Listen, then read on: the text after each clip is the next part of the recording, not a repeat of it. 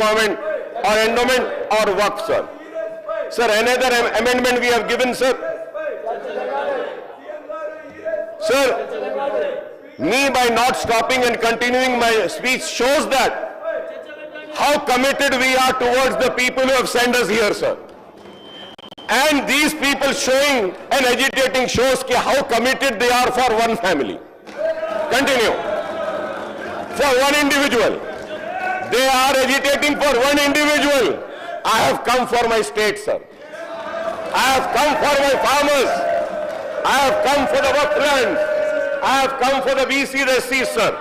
Sir, and another amendment to subclause 3, which I mentioned, the objective of these 3 amendments is to ensure effective protection of endowments and waqf lands in the state, sir. We also suggest to the government to bring in official amendments to some specific clause of the bill, sir. The record of right is deemed to be prepared under this bill as per the subclause 4 of clause 4, sir. This is highly objectionable because the ROR Act 2020 contains thousands of unauthorized entries. Thousands of unauthorized entries, sir.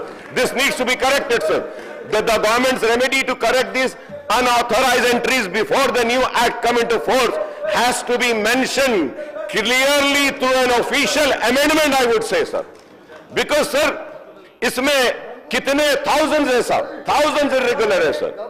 Sir, clause 14 does not specify whether the land tribunals are proposed to be formed at the district level or state level, sir. The bill is not saying that, sir. The composition of the tribunal is also not mentioned in the bill, sir. Sir, an official amendment is needed to bring again clarity on this also, sir. So similarly, clause 16 confers the revision powers of commissioner only and excludes the district collectors and tribunal at district level, sir. Sir, ये बहुत important है, sir. This is very important. Again, sir, where they have excluded the district collectors and the tribunals are at district level, an official amendment is required to bring clarity on this issue also, sir. It's very important issue, sir. Sir, we have suggested that the subclause 1 of clause 6 be deleted or modified through an official amendment to take this provision to deal only with pending application for Sada, Bainama and foreclose the option for prospective clearance, sir. This is because the Sada, Bainama regularization has been going on for the last 30 years, sir. And giving further time is not desirable, sir, and it leads to severe complications and open the doors for corruption, I would say, sir. Sir, it has been 30 years that Sada Bainama was regularized, sir. But and Sada Bainama is what, sir? It is just a plain paper. It's just a plain paper. It is not even a notarized paper, sir. When in city of Hyderabad, sir, many houses, many lands are unnotarized, sir. Notarized document को regularize नहीं कर रहे आप, सादा बायनामा को कर रहे. अगर सादा बायनामा को कर रहे तो आप notarized document को भी regularize करिए, मैं आपको बोलूँगा.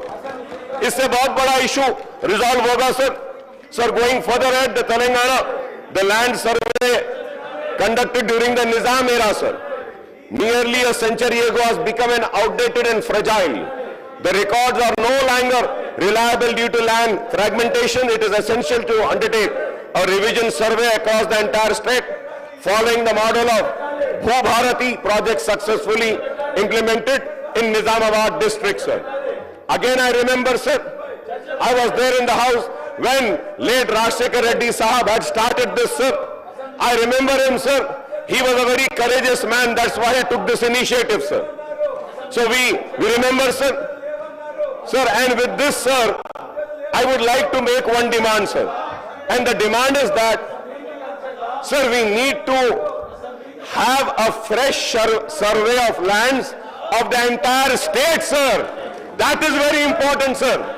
Without having a new survey, new pictures, new boundaries and new identification, this issue will never resolve, sir. We have to see what was done in Nizamabad. And if I am wrong, I may be corrected, sir, that then in Nizamabad, a committee was constituted and it was headed by